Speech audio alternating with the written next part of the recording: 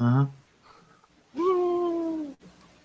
The crowd goes wild. Wait, one more question. One more question for you. Are you going to be home Monday next week? Is there any No, chance? I will be home Tuesday night. Because I'm in Buffalo already, and the Sabres are home against Columbus, and tickets are fucking dirt cheap.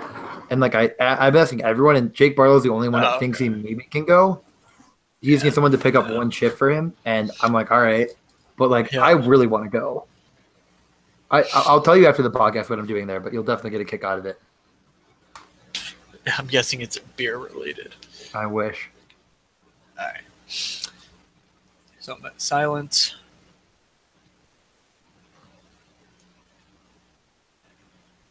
Three, two, one. Hello, everybody, and welcome to the Morningscape podcast. I am Matt Moody, and joined by DJ Mitchell to go over Tuesday's 8-game slate. DJ, how was your weekend? Like the absolute worst of all time.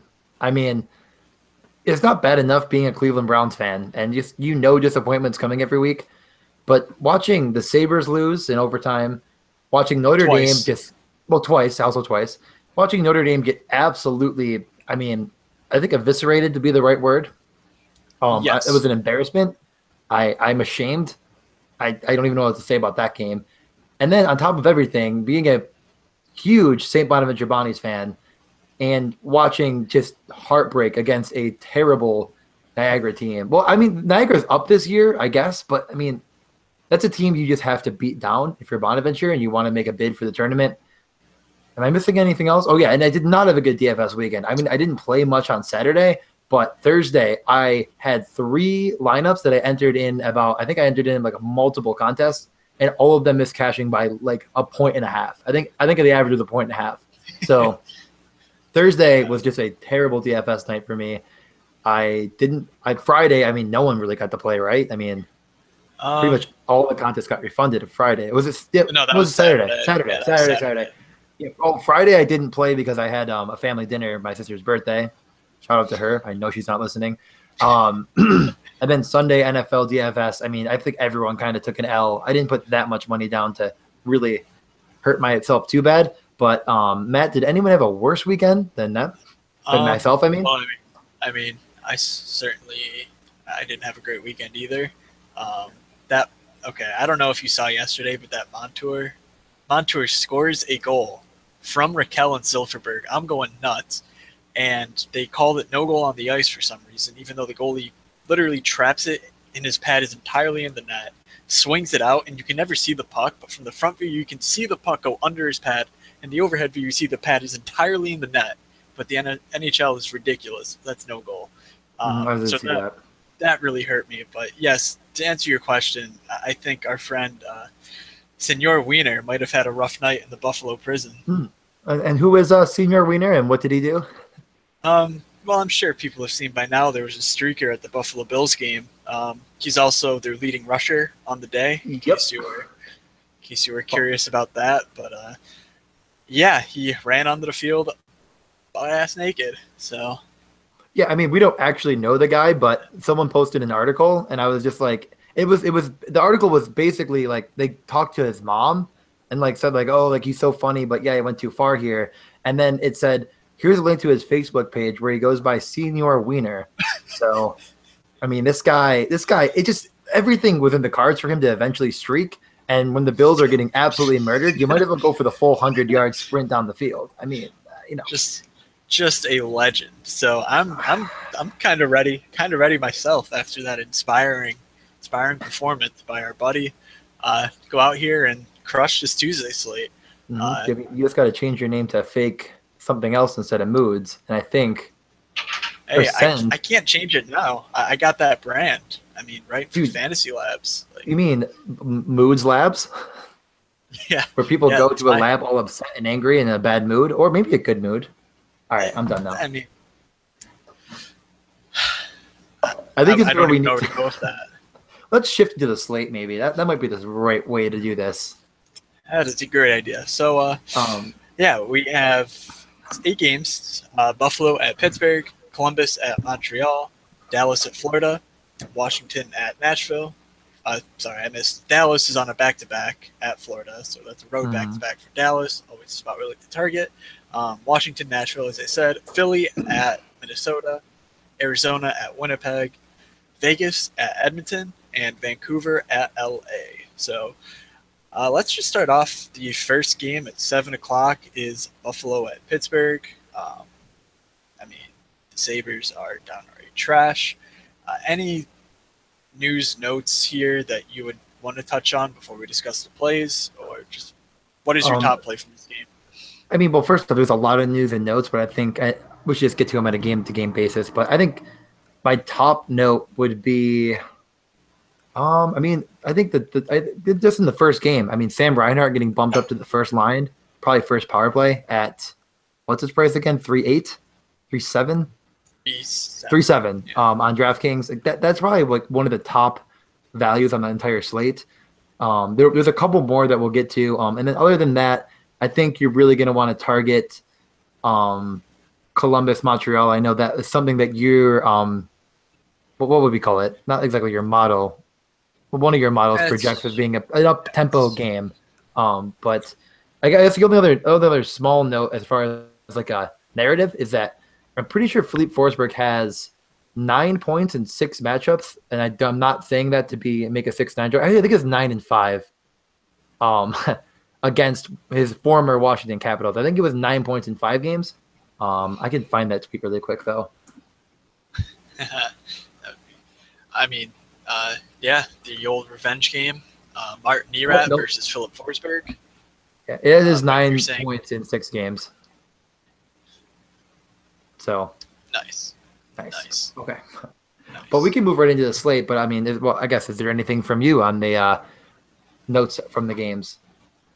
Nothing. I mean, I don't think there's anything too major. So let's just start with Buffalo at Pittsburgh. Okay. I guess the key. Well, one thing is that you'll notice from their practice yesterday that Scandella did not practice, but I think he's expected to play. It's just a small illness. Nothing that sounded too serious. So the defensive lines were McCabe, Vadun, Antipin, Falk, Georges, and Beaulieu, which you might be saying, huh? But it does look like Scandella will play. Yeah. I mean, at least Tennyson's not in there. So as far as Sabres defense, I guess if Scandella is out, is there anyone? I mean, I don't think there'd be a guy in that entire unit that would be above 3K. I really don't think. I mean, Scandella is, but Antipin is 3.2. So there'd be no one above 3.2 on the entire Sabres defense if Scandella's out. Granted, that is not expected. So I would keep it in mind for tomorrow, off the cuff. And then the Reinhart news. But is there anything else? I mean, Pittsburgh has a little bit different lines, maybe kind of back to normal. Yeah, I mean, I think Reinhart is fine. Looking at last game, they actually replaced him with Evander Kane. I don't hate the Reinhart, Eichel, Kane stack. It's just that so many times this year I've been burned, and watching them play, like Eichel is simply not the same player playing with Kane just because Kane takes the puck and gets rid of it. And that's super valuable. Like, don't get me wrong. Like, you always want a guy who's going to put the puck on net more often than not. But when you're playing with someone like Eichel, who can literally do, like, I mean, he's probably one of the 5 most creative players in the league. Like, he's so fast. He has such huge reach. Like, he's so unique. And just to kind of turn him into, like, a chase the puck down into the corners kind of player just sucks. And so I think that until Eichel really starts getting his price depressed, I'm not overly ambitious on him just because he's not putting up the same shot floor, and he's just not the same player that we saw last year that I think we all loved for fantasy purposes. Evander Kane at the same price has 35 more shots on the season. That's a full 2 shots per game more, and he's playing in the exact same roles and situations as Eichel is. So that's probably the upper price guy I want to target on the Sabres, but by no means do I actually want to play any of them. The only problem is I don't love Pittsburgh either. Like, Pittsburgh's pretty – they haven't been good at generating offense. Like they've scored some goals here and there, but it's certainly not what you would expect from a team that, has won 2 straight Stanley Cups. Just looking at their last 10 games, here's their offensive output. 2 goals, 2 goals, 1 goal, 1 goal, 3 goals, 1 goal, 2 goals, 3 goals, 1 goal, and then 4 goals in a loss to Nashville. Like, there's not many round numbers there. It's a lot of ones, a lot of twos. Um, and even though Buffalo is objectively terrible, paying above 7,000 for players on a team that I don't love, just it never sits completely right with me. Yeah. So I don't know. Yeah, I was thinking about a cheaper guy in cash games. DJ, you know who I'm talking about, right? Yeah, I'm assuming you're going to Justin Schultz. He was on the first power play last game for Pittsburgh, although there was some Letang connections in there. So, I mean, he's still going to get a good number of minutes, and he's just kind of a DFS build, I'd say, in a defenseman. At 3,600, you could do a lot worse. Yeah, for sure. I think he's pretty much a mortal lock. I read a pretty interesting Athletic article about the philosophy behind the change, and it wasn't anything against Letang, but Schultz just kind of gives him a little bit different dynamic, and I think that Sullivan really seemed to be committing to him. Yeah. I mean, I would assume that the correlation with Letang with the first power play unit stems from Schultz being on the ice where a penalty was drawn to get him a little bit of rest. I mean, I guess we didn't – obviously I didn't watch the entire game against Nashville, so I can't say that for certain, but that's kind of what it looks like to me.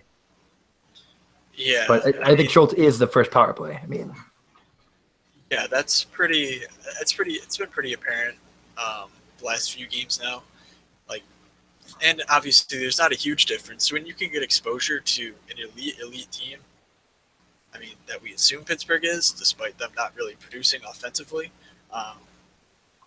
When you can get that sort of exposure for 3 point, I think you said it, 3.6 he was. Yes. Like that's just silly. Like, I mean, I'm sorry, that's just craziness. He's even putting up a solid almost 4 shots plus blocks per game. So it's not like he's a low floor guy either. He's going to play about 20 minutes, do his thing. So I think he's a lock in cash games, but I'm really skeptical to go anything beyond that, just because I'm not sure which line's going to do the scoring. And I don't think there's going to be a ton of scoring here. I think Pittsburgh kind of takes care of business in a, just low scoring game, but we'll see. I mean, clearly Pittsburgh's going to be popular, so play them at your own risk. Yeah. Are you ready to move on? Yeah, I mean, I was going to say it's really hard to pinpoint where the scoring isn't going from Pittsburgh, but I think you already kind of mentioned that. Other than that, I would say this game is probably not my favorite to go. I would not game stack it by any means in GPP, but I don't mind taking some exposure, especially through Schultz, etc. And then if Scandella is out, Beaulieu at 3K would be on the first power play for the Sabres, so keep that in mind. But we can move on to the next game, which is a lot more exciting, I think, for upside. Yeah, we have Columbus at Montreal. Columbus has been really fun this year. Like, just their overall pace numbers have been pretty outstanding. It's been a tough couple of games, like looking back at, because I've been pretty much riding them for the last 3 games now, and they haven't really done much by way of like scoring, but the pace has certainly been there, and that's always something that I want to see. And obviously before the last 3 games, they had just some explosion games on both sides of the ice. And I think here against Montreal, it could be another one of those spots.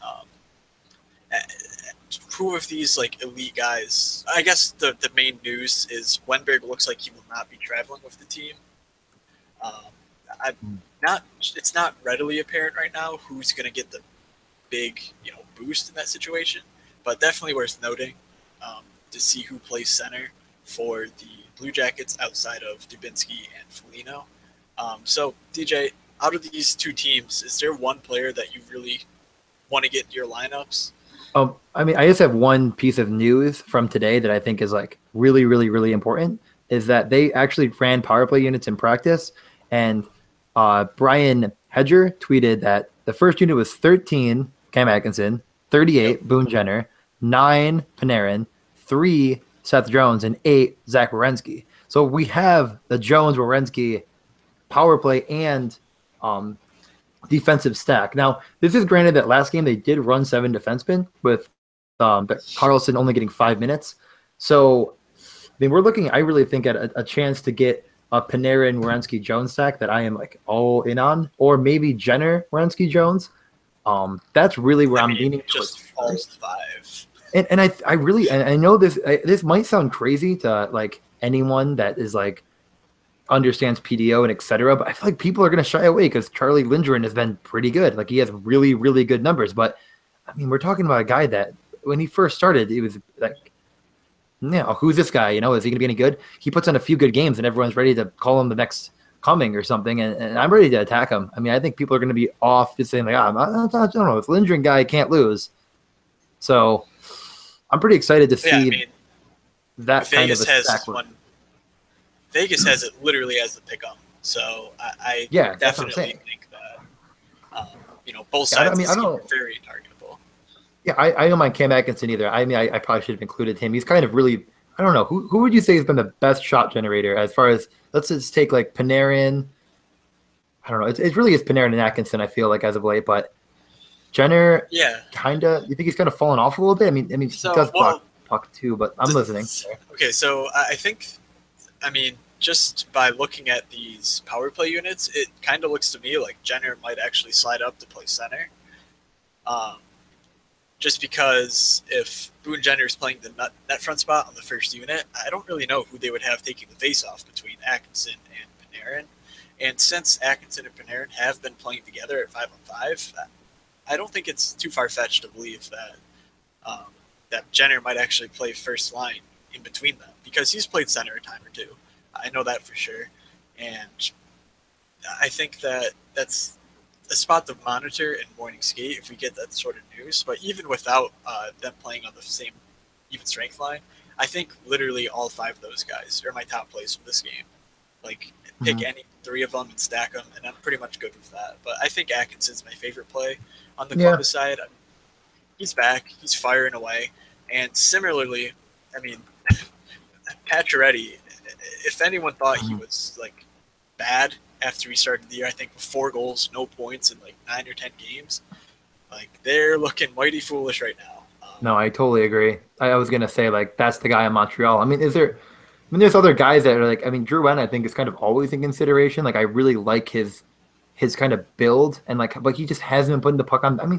I don't know. He's kind of been hit or miss as of late, and I really feel like there's a no-brainer in Pacioretty, and I feel like I would say he's still well below what he should be. Yeah, there's a ton of value there. I think he's flat out a better play than Kessel, Yes. He's not that much cheaper, but it's even easy to make an argument against, in favor of Pacioretty, considering, Draisaitl, Laine, Wheeler. I don't want to say Ovechkin just because Ovechkin's Ovechkin and does Ovechkin things whenever Ovechkin feels like it. But Patches is one of the top wingers, on the entire slate. I have a feeling he might be a bit less popular than you would expect, just because Columbus is a pretty good team, and there's nothing crazy about the Vegas odds in this game. But I think this is my sneaky explosion spot. I really like both sides of those. Yeah, I totally agree. I think this is the one that you could game stack in GPP, and it could. I'm gonna have it. I'm just gonna be flat out. I know that's kind of don't give that much information away, but it'll happen for me. I'm already looking at a lineup build. And I'm just I'm liking it. So yeah, and then if you need some cheaper guys, especially on the Montreal side, Arturi Lekkonen's playing with Drouin at 5-on-5 and with the Pacioretty, Drouin, Weber power play. So he's a phenomenal play. 4,100. It seems like his high shot rate from last year was primarily due to playing a kind of a limited role with less offensively talented players. However, he's still, he's very much in play given his price and his role. So I definitely think Lekkonen is in play at 4,100. And then Jeff Petrie continues to pile up minutes. He's 3.4 now, but he's just a prototypical guy who can literally get you there just by stepping in front of a few shots every now and again. So I think you're safe for 1.5 to 2 points for floor alone from Petrie at 3.4, and then consider that he is power play 2, and that this matchup should be relatively up tempo compared to the rest of his games. And I think those two are very, very strong value plays. Yeah, eventually we're gonna have to move on here, but Jones, Werenski, I kind of mentioned them at the top. I think they're extremely strong takes tomorrow. And I think maybe I say Werenski over Jones, but I'm not sure if I'm ready to be quoted on that yet. I might need to wait till tomorrow and like really look over this stuff. Like Jones, you get more minutes, but I think Werenski has a better DFS build. Yeah, I'll have to go through and look at the Hockey Viz. Like they have. Okay, so if you haven't seen it yet on Hockey Viz, they have the power play shots location, generator basically, and you can type in any team and see what their power play usage looks like essentially. So one of my favorite things is to look at a team like Ottawa and see where Mike Hoffman shoots from, just because it's incredible. So let's see. I think I can do this really quick though. The chart is made.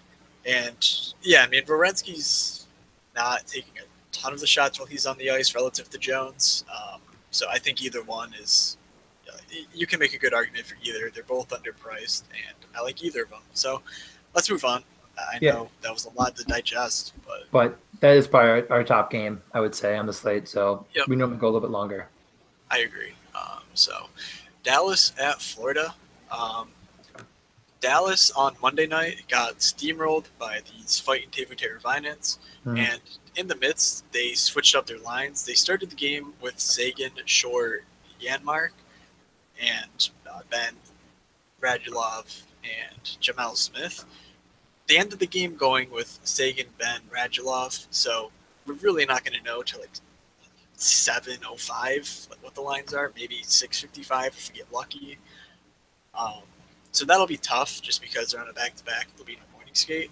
However, I'm not all that interested in targeting them against Florida. And if you do target Dallas, I think you do just play their power play one guys, just because Florida's weakness has been the penalty kill, and Dallas's power play is number one in the league. So that's pretty simple Dallas takes. I don't think any of them are throwing cash plays.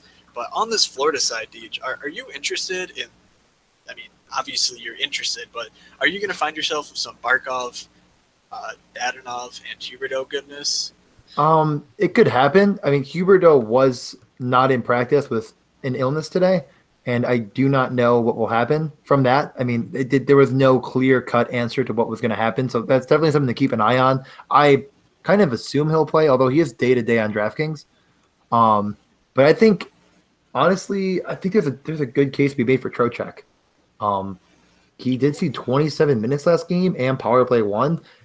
I just always like Trocheck, and when he's getting the minutes, like I love his build as far as like a sniper type guy. So I think Trocheck could be my guy as like a one-off, because I don't know. He's really the ultimate one-off. Yeah, I agree. So I think I could see him as a one-off, especially if Huberdeau's out, because I don't really know who they'd move up there. I mean, if it's a guy like it wouldn't be Trocheck for sure. No. I'm saying, I was gonna say, like, it could be a guy like Skeevier or I don't even know. And like then they might come into play a little bit.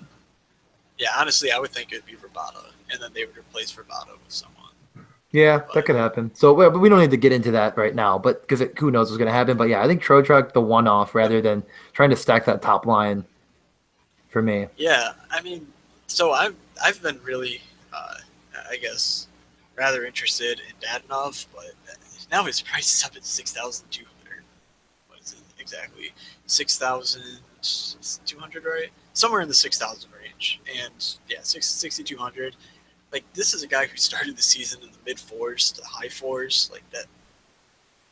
Man, it's tough, especially when a line like this is so evenly balanced.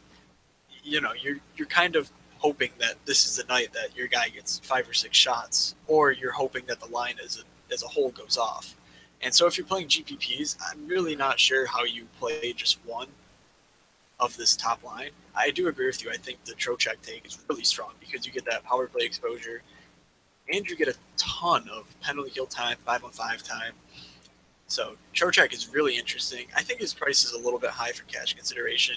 But again, if you're playing like a 4-3-1 or something like that in GPPs, Trocheck at center is a really nice play to kind of finish out that lineup. Any of these cheaper guys jumping out at you, I'm so sad that Honka's basically dead. Like he's not dead. He's just not playing. Like he can come back at some point, and I mean, you never know. You never do know. Though. All right, because don't hurt yourself. Is there anyone else? I like Yandel at 4-2. He's been the first power play guy. I think Ekblad might be like a better DFS build, but Ekblad's price kept to 5K, and Yandel gives you like exposure to that power play 1 and 26 minutes of ice time. So I don't hate Yandel. If you wanted to stack him with Trocheck, I don't hate that. But other than that, I don't know. Dallas makes me nervous at like not taking that top line because you mentioned that like they might be back together tomorrow, and we have to wait. So it's tough. I think this is just like let's just move along, and just if you want to know more about that game tomorrow, then like I'd look it up and talk in our group me about it. Yeah, that's a good plug for the group me. DM the Mornings Gate Pod Twitter account if you're interested in joining. Lots of people talking every day about daily fantasy hockey. All right, next game, Washington at Nashville.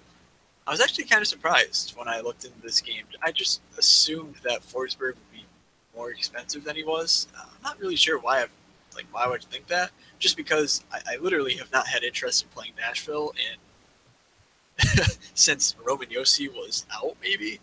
Like, it's been that long, and I don't know if it's just been we haven't been recording on those slates, or if, they've just been in terrible matchups, but I feel like we've yet to recommend a Nashville Predator in like a few weeks. So against Washington, a team that, who knows what you're going to get on a night-to-night basis from them. Are you looking to Nashville at home, especially Forsberg against his old team, like that kind of narrative you hinted at earlier? Yeah, it's definitely a narrative that's intriguing, I guess. I don't really think that I would I try not to write a narrative that strongly in NHL. This guy has now been on Nashville for what, like 5 years, and he played like a couple games in Washington. I don't really think it's that strong. It's more of like a interesting correlation of things that have happened rather than something that I think he like wakes up in the morning and before Washington and like there's a Rocky video in his head and he's just like getting ready to murder them or something. I don't know. Like I think Forsberg's in play because he's a point per game player and he's extremely talented. Sure. I don't really think it's the narrative. Yeah, I don't know. There really isn't anyone that's like screaming my name from this game. It's just kind of it's all the usual suspects from Washington and Nashville. I really wouldn't go off the beaten path much. Actually, you know what? They did run lines in practice, and it was, I think, exactly what it was in the last game, except Sissons where Watson was. That doesn't really mean anything. Ooh. Sissons is power play 2, I guess, if you're really feeling risky with that power play 2. Yeah. But I don't know. It's kind of like I don't mind Forsberg. I don't mind Subban. I don't mind Yossi. It's like, do I want to pay that price for them when I think there might be better plays, lower priced? Like Subban's an okay price, but yeah, I like Subban's price fine, but yeah, a lot of his value has come from. Looking at his game logs, you'll see some decent scores, but it's come from has 3 goals in his last 4 games. His shots aren't necessarily all that high. He hasn't really been blocking a bunch of shots. So I don't think the floor is as readily available as you might think, just from glancing at his game logs. Again, if you've read either of my articles on Fantasy Labs this past weekend, on Friday and Sunday, I recommended John Carlson because he is leading the NHL in time on ice per game, and he is just super involved. I think he's an awesome DFS defenseman. Relatively disappointing, given that he hasn't really had much 5-on-5 performance, especially on the floor side of it, like shots and blocks. But he also gives you exposure to that lethal Ovechkin power play. Obviously, Ovechkin, Backstrom, Kuznetsov, you can't beat it. And I shouldn't neglect TJ Oshie, the almost $6 million a year man. Can't neglect it. That's just such a good unit, and I think Carlson's at such a fair price. It's really enticing. I think at 5.8, even with the other options on the slate. But I think John Carlson's my top option from this game. I'm not all that interested in Forsberg, despite its relatively low price. I'm not sure if you were looking at the Nashville lines at all, but I believe I saw that. Did you read them off? Well, Hartnell's out, which is why there was a minor change, but it was Forsberg, Johansson, Arvidsson, Fiala, Turris, Smith. Oh my God, I don't want to say this guy's name wrong. Solomaki, right? Yeah, Solomaki. Yep. John Croc and Sissons, and then the line four. I mean, Bonino did skate with Watson and McLeod, but I mean, Yeah. and then Washington did not have a was skate. They were off yesterday and today. yeah. At I some think that was point what it this was. weekend, I was seeing that Forsberg had been playing away from Arvidsson Johansson, so I thought that might be an interesting spot to get Kyle Turris with Forsberg. But it doesn't seem like Yeah. that's the case. And That doesn't feel likely. yeah, no, it didn't really happen. So Turris is an okay play. He played a ton of minutes last game. I just think his price is too high for the type of player Yeah. he is, and he's not getting direct exposure to any of like the Nashville guys who really want. So, all right, I don't know. I mean, but one more note, I guess. Oh, sorry, no more notes. one more note, hit us. One more note is that Stephenson was with Backstrom and Oshie instead of Rana.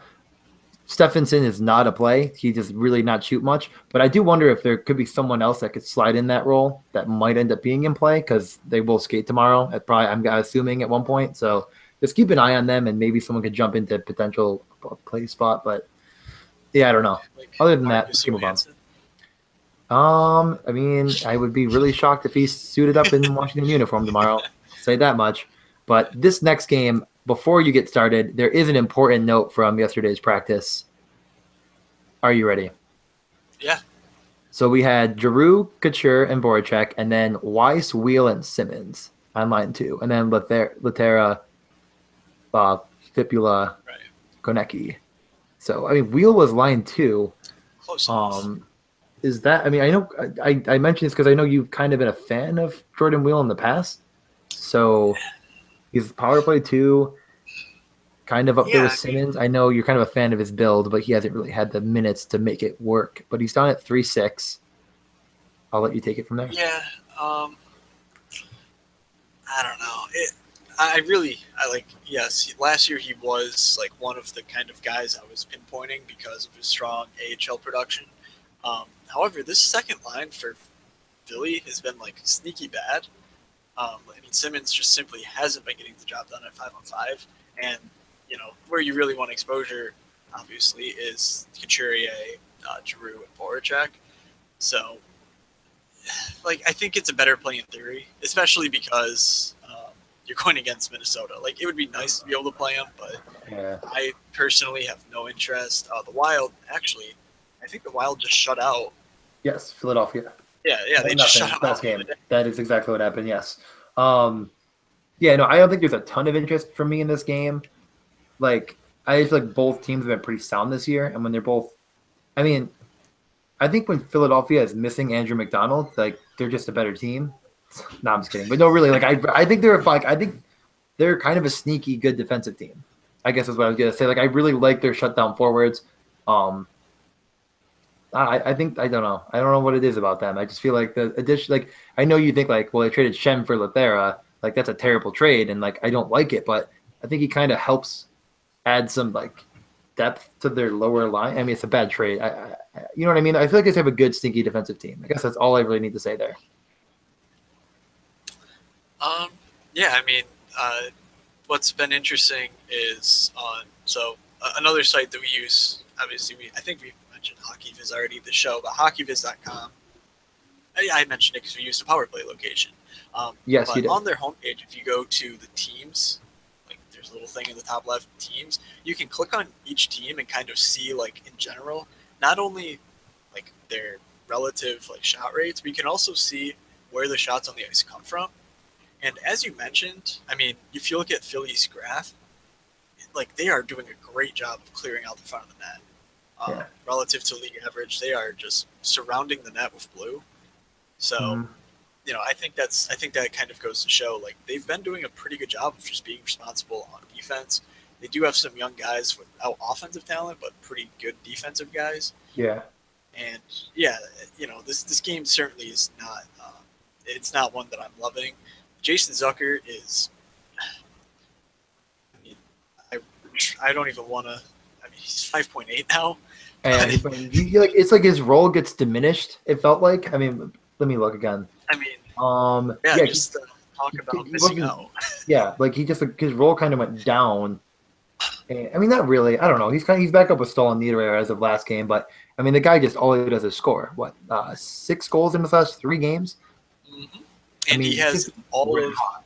all 6 of Minnesota's goals over those 3 games. Oh my god, So that's insane. I mean, the guy's on a tear, but then again, I don't really think I'm going to trust that tomorrow at that price. I mean, we were all over him when he was like, "I'm going to shoot the puck a lot and not score," and then yeah, yeah,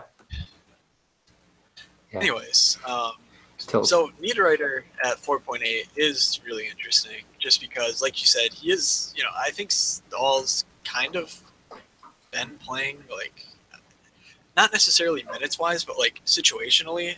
Koivu's kind of been used in like a defensive type role, and then Stahl's playing like some offensive zone draws. Very minimal. Like it's not a huge reason to like, oh my god, lock him in. But at 4.8, like it's just same thing. Like I'm riding this guy because he puts the puck on net. He's super talented, and he gets a lot of power play time. And I think he's just simply awesome.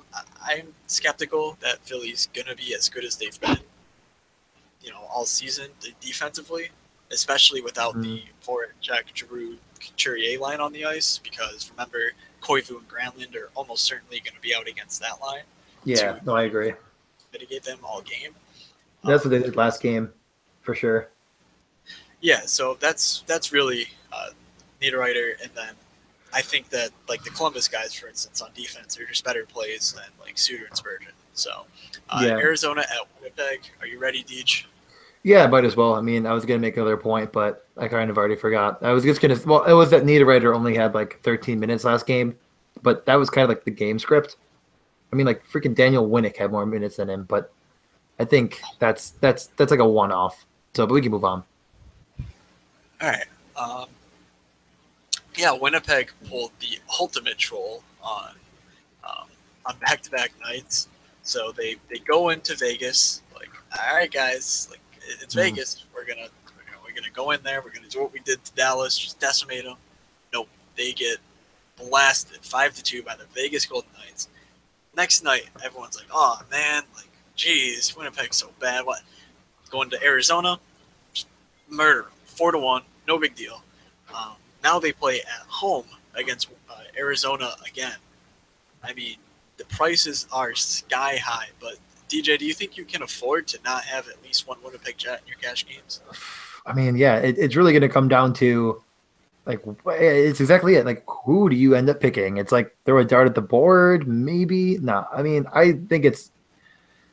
I mean, Laine Wheeler are always kind of like my favorites. The Elders magic has kind of come down a little bit, and then we have Kyle Connor finally getting to that proper price he should have been at. I think now at 5-1, like I just don't think he has the shot volume that I could stomach him, and especially not in cash. So I think it's really kind of Wheeler Laine for me. And if I was going to put one in cash, and then, oh man, I don't know. I mean, you could go Scheifele, but holy mother of God, is he expensive? Like he's way more expensive than he's 800 more than Eichel, and like just I don't know, 21 points in 16 games, but I don't think he has the shot volume to make him like a GPP kind of guy where you could take him and expect him to explode. Yeah, I mean, I think the only time you're playing Scheifele is if you're playing Wheeler and Connor, and even maybe someone like Bufflin. Like you would need him to like be distributing the puck to a number of guys to like basically make him a viable GPP option at this price.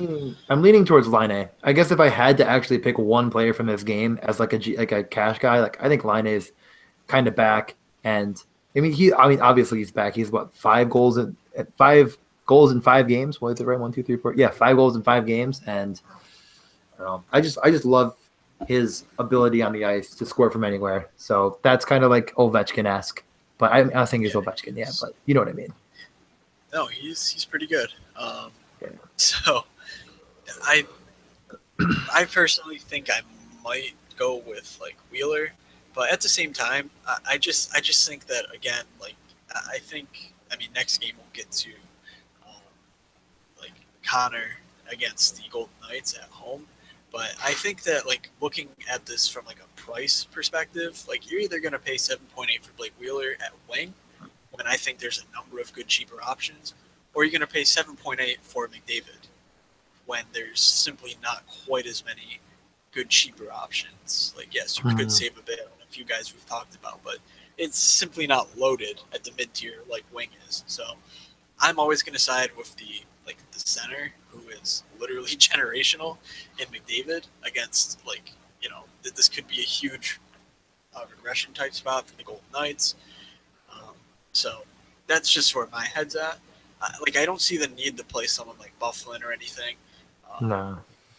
So it's just tough because obviously you want a piece of them, but there's no obvious spot to go.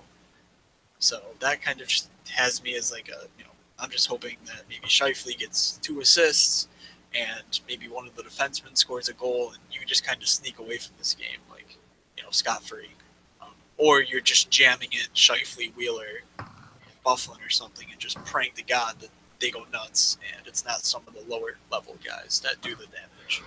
Yeah, no, I agree with that.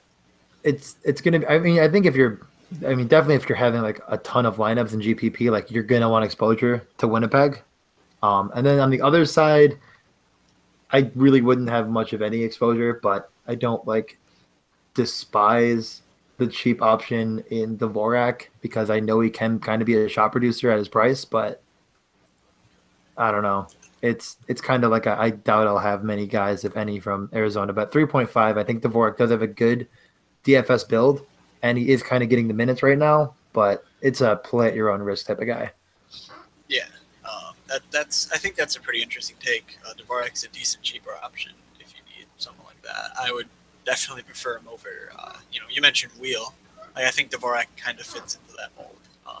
Clayton Keller has cooled off considerably, so at 6,000 on a pretty bad team against a sneaky, I guess, slow-paced team in Winnipeg, they've still kind of been keeping that relatively low shot value, like on both sides of the ice. So I'm not really all that interested.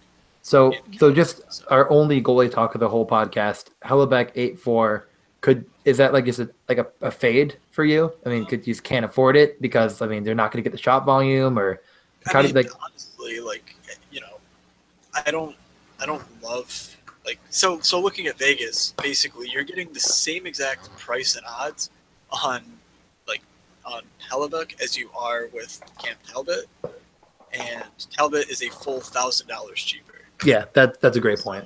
That's kind of what I was hoping you'd say, because I was gonna say if you were gonna say play him, I was gonna be like, okay, no. I mean, they're both minus 200 favorites, and I think it'll end up at a 5.5. I'm not seeing a Vegas Edmonton one right now, but that's basically what I expect it to be. So I don't love either play, but obviously for the price, I mean, I think Talbot's like a much better play, just because I don't think there's that much of a difference in their overall expectations. Yeah. Okay, but we can get to the next game. I think is there anything else, I guess, before we move on? No. Yeah. So McDavid, I think, is like, I mean, I wouldn't say like a lock, but I think he's like a really, really, really good play tomorrow. And I'm really going to try to get him in a few lineups with some Columbus Montreal exposure. So do you think that you'd rather go McDavid exposure or McDavid? Because it does kind of feel like a lot of times you're going to have to pick. But what are your thoughts? Well, sometimes I would kind of lean towards the McDavid exposure aspect of it, but realistically, you're not getting a discount on Maroon or Draisaitl. I mean, Draisaitl is above 7,000 anyways, and Pat Maroon was not playing the power play as of 2 games ago.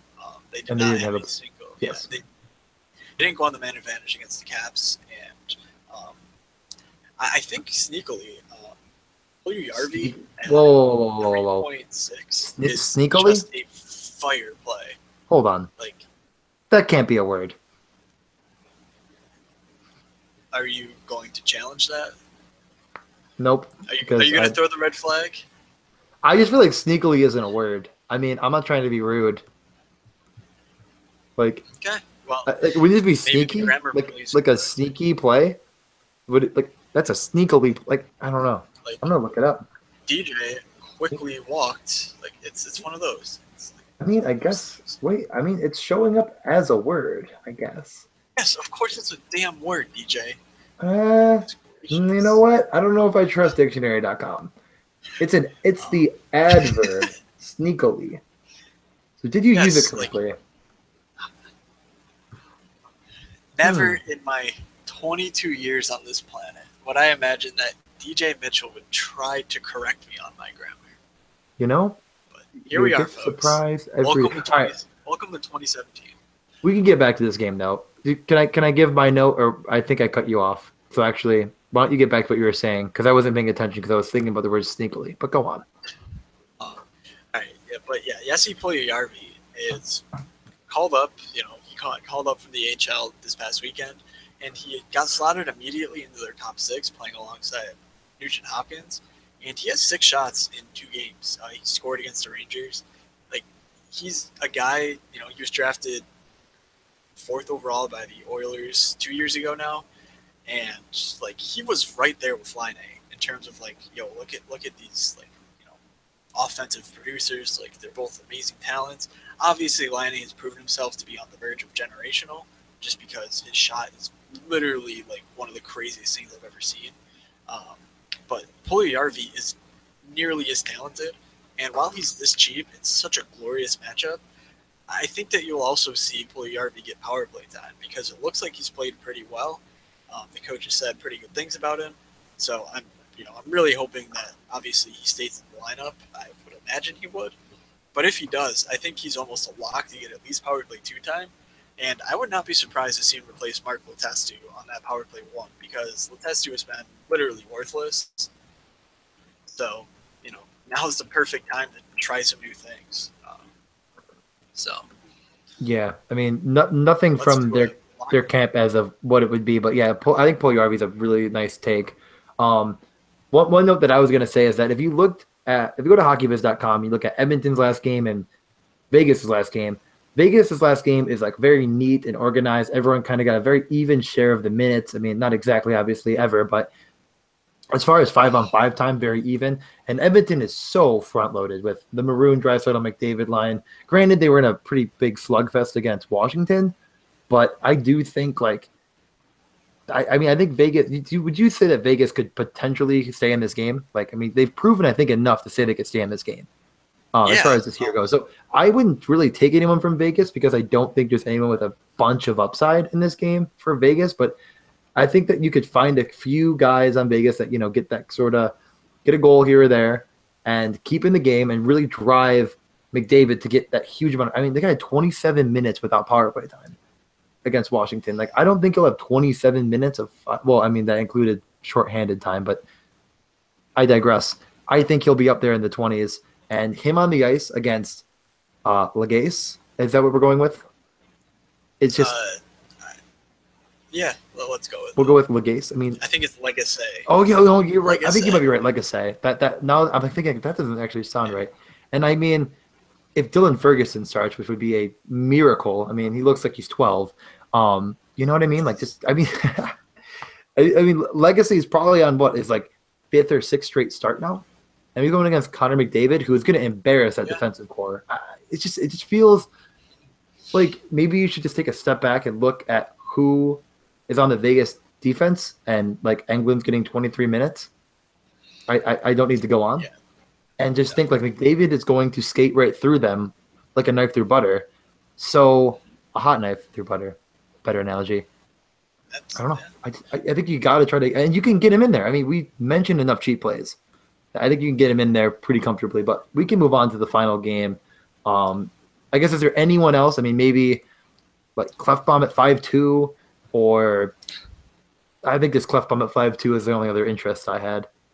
I mean, I think I've mentioned a lot of like defenseman type plays, but if you're really looking for like contrarian play, I always like either Brad Hunt or Colin Miller. I would give the slight lean to Colin Miller, just because he's a little bit safer in his role, but both play on the power play. Both are pretty decent shot producers from the point, and you just need a silly little deflection or whatever, bounce it off of someone's face and in. Like, and there you go, you need value. And there's a ton of cheaper guys on Vegas, and they roll 4 lines like if they're forwards, so that's kind of that's just not great for fantasy purposes. And Nate Schmidt just kind of hasn't really been a fantasy. He hasn't really been all that relevant. especially like I would say on the road, he's not really been like no one's really been a play for Vegas, but at the same time, like I don't mind taking a flyer with someone cheap like that, just because they should be extremely low owned, and that's kind of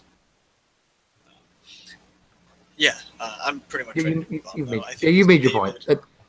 McDavid, Puljujarvi, lock. Yes, yes. I mean, yes. All right. Yes. Vancouver at LA. I mean, yeah, I think that says it all. No, I'm just kidding. I mean, I don't mind it from the LA side. I'm probably pretty much a fade on the Vancouver side of things.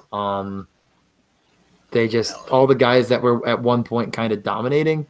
Like Bethier's coming. I mean, he's back down to earth as far as DFS. I mean, he had 3 games in a row without a shot on goal before having 2 in the last game.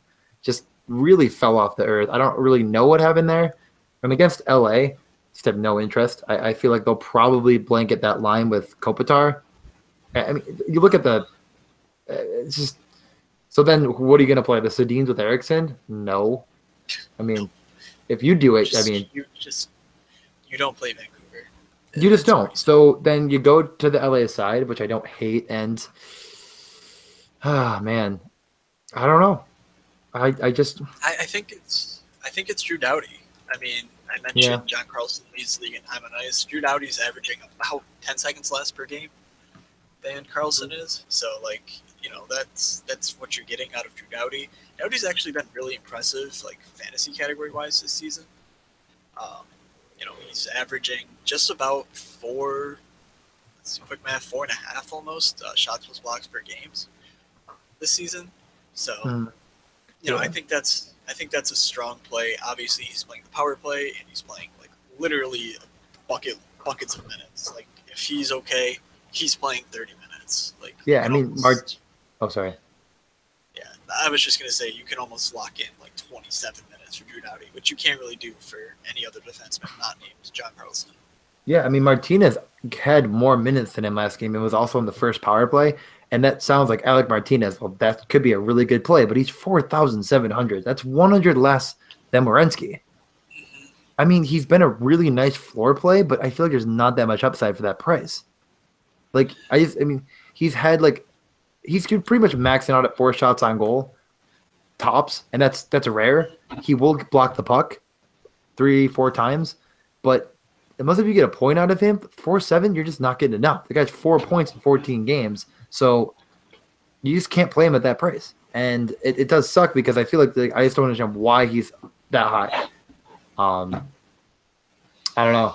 I mean, like, does that make any sense to you? Why he's 4,700? I mean, like, yes, because he's been really productive fantasy-wise, but I also don't think that this is a situation where, like, you're looking at him and saying, like, wow, there's still so much skin left on the bone. Like, if someone Brent Burns are doing this, like, the exact same numbers and, like, I mean, obviously Brent Burns has been really depressed in price. I would kind of look at it and say, like, like, maybe he's kind of bound for, like, an explosion of goals. But, like, that's not really Alec Martinez's game. He's a solid floor play, so I think he's fine in cash games. And I also think he's okay if you want to play, if you want to play Drew Doughty in him and just kind of hope that this game is a sneaky, like, pace game, and you hope that they hook up on the power play. I think there's definitely worse ways you can play it. But at the same time, nobody forward-wise really interests me. Exactly. I was looking at Tanner Pearson a little bit, but it's just difficult because you don't really know which power play unit they're going to focus on. And if they don't focus on that Toffoli Pearson unit, Pearson only gets like 13 to 14 minutes. He's such a boom bust player. Yeah, no, I agree. So it's amazing. Like he had a stretch where he was 6 shots on goal, then 1 shot against Toronto, which you think would be the up-tempo game. Then 5 shots, then 5 shots, then 0, then 2. It's like, what is going on with this guy? Like he starts to kind of get that DFS. Like, ooh, maybe we should really take a look at him. He hasn't been scoring. His shots on goal are up. No one's going to be on him, and then falls off the map again. It's definitely an interesting case there, and maybe you could be on it tomorrow and think like this could be the time, but that's pretty much GPP only if you cannot trust him. Yeah. All right. So are you ready to guarantee some goals? Yeah. I mean, I know. Yeah, no, I'm ready. I'm ready enough. Why not? Let's just do it. All right, hold on. I need. Hold on. Well, you can go if you're ready. I don't know why I'm saying hold on. If you're ready, just. No, I was just I trying to will. decide. I really want McDavid, but if I go McDavid, then I got to go with a guy like 3K, and I don't. I mean, I don't mind going like Reinhardt McDavid, I guess, but that just kind of feels off my brand, you know. Like I gotta Yeah, stay on brand here. I really like. All right, I was kind of leaning towards Panarin or Atkinson, but were you gonna take one of them? you pick first, and then I'll decide. Wait, no, never mind. I was gonna say both, and then I was like, wait, that's 12-1. No, you know what? I'll just go Panarin. I'll just go Panarin, and you can go Atkinson if that's what you choose. I shall go Max Pacioretty, other end of that game. Um, yeah, I'll go Patches, and then probably leaves me about 5, a little bit under 5. Um, it's either Niederreiter or Jenner, I think. That's interesting. I know. I was gonna say Boone Jenner, and I'm like, am I really gonna take Panarin and Jenner? Just call a guaranteed stack? No. I don't trust Niederreiter either, though. I mean, if that game is low scoring, he really won't be on the ice that much. Yeah, no, I definitely hear that. So I mean, do I go Tanner it's Pearson tricky. and just risk it? Just go off the wall? Just go insane? Do it. All right, I'll go Tanner Pearson. I really think that I'm going to end up. I want to know what the sim says. I trust the sim over my kind of biases. So I'll go Pearson and Panarin. And I'm going to wait for the sim tomorrow to decide if I really like Pearson, but I probably won't change it. Maybe I'll tweet out the old guaranteed goals for a change. No one's been saying a word about it, so I've kind of forgotten about it, but maybe I'll get those out. Yeah. All right. Oh man, I'm almost tempted to just dig down into this like pull your RV Bjork Strand range. Just Yeah, I throw know. in That was the questions. thing is I thought about going Puljujärvi, and then I'm like, well, then do I just go McDavid? And I'm like, well, that's too much. It's kind of like, am I gonna, you know what I mean? So it's kind of like, who do you go with there? I mean, you can just really go underneath the cap. You know what? I'm gonna go Zach Werenski. Ooh, Doug, this one's for you, buddy. yeah. I Zach mean, I'm Werenski, potting what on the power play. I'm really hoping to see Oh, Zach this Werenski live next week, so I like it. nice. All right, yeah, let's I'm do not. that. Pacioretty, Yeah, Werenski, and you had Pearson and Atkinson. Is that correct? no, Panarin. Sorry, yes, Panarin. I mean, Perfect. if you think Atkinson's way better, I mean, is I something mean, telling you? I think Atkinson's a bit no, more like I think he's more no. cash and Panarin's more GPP. But I think Panarin's Both are shot might be better, and I think that they're going to be way up in minutes, and both of them are great plays. both are phenomenal plays. So, And we did all not get right, any reviews on iTunes, so you what a guys shame. can someone figure it out? Like I'm honestly kind of getting sick of this. Yeah, yeah, no. DJ Warming up the might need an vocals, anger translator. warming them up. Yeah, but no, seriously, guys. We do this for free. We do this for the love of the game, and hopefully you enjoy this as much as we enjoy doing it. But yeah, it would be awesome to get some reviews, get some feedback. Join our group me. Follow us on Twitter at OneEscapePod. Um, all of that would be phenomenal. And I mean, if you want to further support us, I guess you can give Fantasy Labs a click because the articles that I post, at least for the time being, look like they're free. They're kind of being used as like a hey, here's an intro to all of our basically our suite of tools. Between all the models, you can look at like a bunch of pros models. Hopefully, I can get my model up there. Like that'd be pretty cool. Not gonna lie, but like CSU Ram, like the goat, he's in there. He has his model, just kind of like, hey guys, what's up? Like use me to make money. I mean, they have trends, like it's all pretty cool. So basically, my articles are a way for you to see what that is, but also it's a way for you to read what I write. So I'd much appreciate that, all the feedback from there as well. So Yeah, something like a shameless plug. I love it, Matt. Love that out of I you. mean, yeah, well, I do this for free, so why Yeah, not I get know. something out of it that I also Um, do for, well, I mean, not quite free, but um, yeah, I mean, if you want to donate some canned goods to a warming house, all right, I'm done. yes, We work really hard down there feeding homeless people. So if you're in the All right. Yeah, I think that. Cam Newton just took off for like a 60-yard run. So I think that'll do for the podcast today. The NFL is stupid, and the Browns hate me. So thank everyone for listening. And Matt, I'll let you take it from there because I can't even do it without you doing it. Like it just feels dirty. Yeah. All right. Thank you for listening, boys, from and girls, if you're out there. I did not mean to be so demeaning. From Jesus. Doug, from DJ, from myself. Have a good slate, everybody, and we will see you.